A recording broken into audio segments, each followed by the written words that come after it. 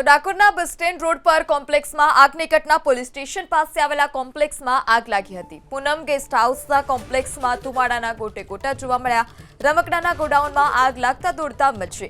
આગ પર કાબુ મેળવવા ફાયર વિભાગના પ્રયાસ। તો ડાકોરના બસ સ્ટેશન રોડ પર કોમ્પ્લેક્સમાં અચાનક આગ લાગી હતી। આગ લાગતા જ આસપાસના વિસ્તારમાં નાસભાગ મચી। પોલીસ સ્ટેશન પાસે આવેલા કોમ્પ્લેક્સમાં આગ। સુપ્રસિદ્ધ યાત્રાધામ ડાકોર અને ડાકોર પોલીસ મથકની બાજુમાં આવેલી પૂનમ ગેસ્ટ હાઉસનું જે કોમ્પ્લેક્સ છે તે કોમ્પ્લેક્સમાં આવેલા રમકડાના ગોડાઉનમાં અચાનક જ આગ લાગી।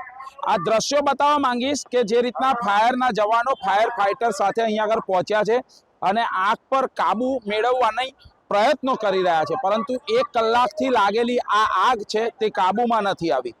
મહત્વની બાબત છે કે રમકડાનું ગોડાઉન છે, માટે પ્લાસ્ટિક હોય અને પ્લાસ્ટિક ધીરે ધીરે આગ જે છે તે વિકરાળ બનાવે। એ જ રીતના દ્રશ્યો અહીંયા આગળ જોવા મળી રહ્યા છે। ડાકોર નગરપાલિકા અને સાથે સાથે ઠાસરા નગરપાલિકાના ફાયરની જે ટીમ છે તે ઘટના સ્થળ પર પહોંચી છે અને પાણીનો મારો ચલાવી રહી છે। દ્રશ્યો બતાવવા માંગીશ કે આ જે ગોડાઉન છે તે ગોડાઉનની જે બહારીનો ભાગ છે તેમાંથી જે રીતના ધુમાડાના ગોટે ગોટા ઉડી રહ્યા છે, તે જ આ આગ કેવી હશે, કેવી વિકરાળ હશે તેનું સ્પષ્ટ અહીંયા આગળ જોવા મળી રહ્યું છે। મહત્વની બાબત છે કે અમે બહારથી એટલા માટે દ્રશ્યો બતાવીએ છીએ કે આ ગોડાઉનમાં અંદર જવાય તેવી પરિસ્થિતિ નથી। આ પોલીસ લાઇનની પાછળનું જે બારી છે તે બારીમાંથી જે ફાયરના જવાનો છે તે ફાયરના જવાનો પાણીનો મારો ચલાવી રહ્યા છે અને આગ પર કાબુ મેળવવાનો પ્રયત્ન કરી રહ્યા છે, પરંતુ 1 કલાકથી લાગેલી આ આગ છે તે આગ હજુ સુધી કાબુમાં નથી આવી। બીજી તરફ વાત કરવામાં આવે, ફરીથી એક વખત આ દ્રશ્યો બતાવવા માંગીશ કે જે ધુમાડાના ગોટે ગોટા છે તે ગોટે ગોટા અહીંયા આગળ ઉડી રહ્યા છે। સાથે સાથે MGVCL દ્વારા અહીંયા આગળના વીજળીના જે કનેક્શનો છે તે પણ બંધ કરી દેવામાં આવ્યા છે।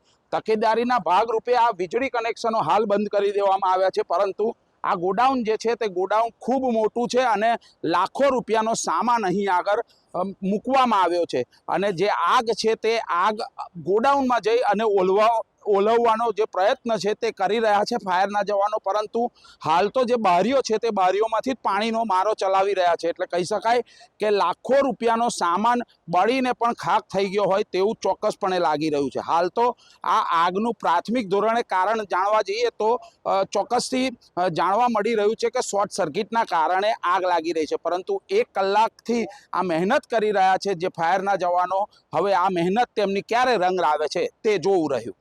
જલ્પેશ પટેલ, ABP અસ્મિતા, ડાકોર।